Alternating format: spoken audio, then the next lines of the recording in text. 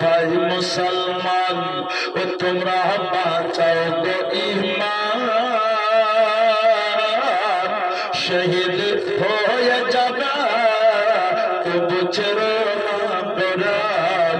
ও ভাই মুসলমান, ও ঘরের বাইরে নাই গো তোমাদের ঈমান, দেখো মসজিদ চাই না সব মুসলমান।